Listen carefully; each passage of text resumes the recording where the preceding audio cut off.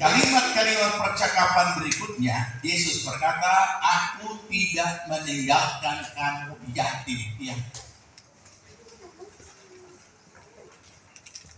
Karena Tuhan tahu sepeninggalnya nanti apa yang akan terjadi dengan para murid ini apabila mereka tidak ditolong.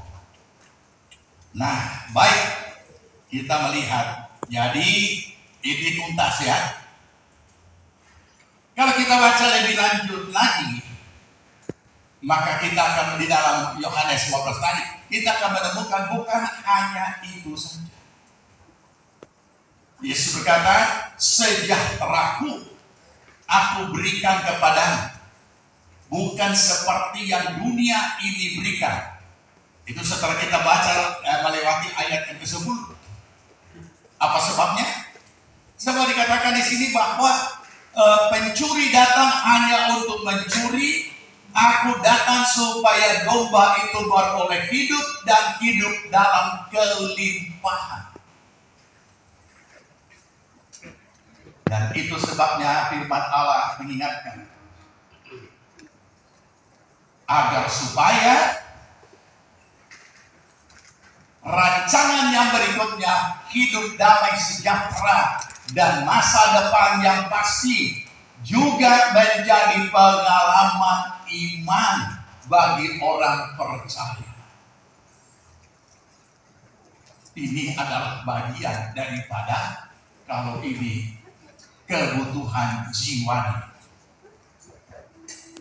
Cukup lama kita belajar dan dibahas begitu rupa tentang bagaimana kekuatan unsur jiwa ini dalam kehidupan manusia lahiriah. Nah, itu sebabnya baik tubuh jiwa roh dibereskan oleh Tuhan.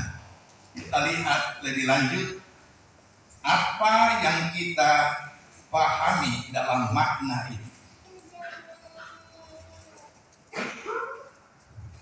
Bagaimana kalau bagi yang berikut kita baca ya. Tadi ayat yang ketiga. Sekarang kita lihat apa lagi menjadi maksud tujuan Yesus. Naik ke sorot. Ayat 16. Ayat 16 dari Yohanes 14. Sudah? 2, 3.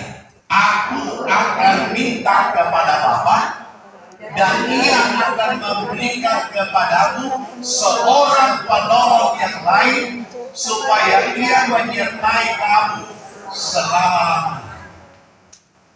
Luar biasa. Penolong. Datangnya penolong. Nanti kita makin memahami kenapa makna kebangkitan Kristus menjadi pengalaman iman orang percaya. Kenapa Tuhan harus melakukan ini? Tuhan tahu persis keberadaan murid-murid dan bagaimana seorang manusia lahiriah yang beriman dan iman seorang ada pada manusia lahiriah menjalani hidupnya tetap akan dimotori oleh unsur jiwani ini yang tidak akan pernah dapat kemampuan taat kepada kehendak roh, karena itu adalah kehendak daging sehingga perlu ditolong.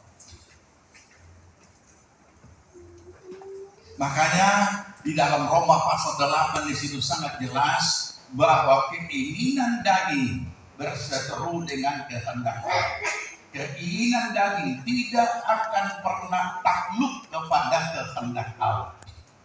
Kita tidak akan pernah dapat mampu melakukan apa yang menjadi kehendak Tuhan, apalagi perintah dalam kehidupan manusia lahiriah.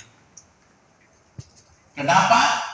Karena ia tidak punya kemampuan untuk melakukan ketaatan kepada apa yang menjadi kehendak Tuhan.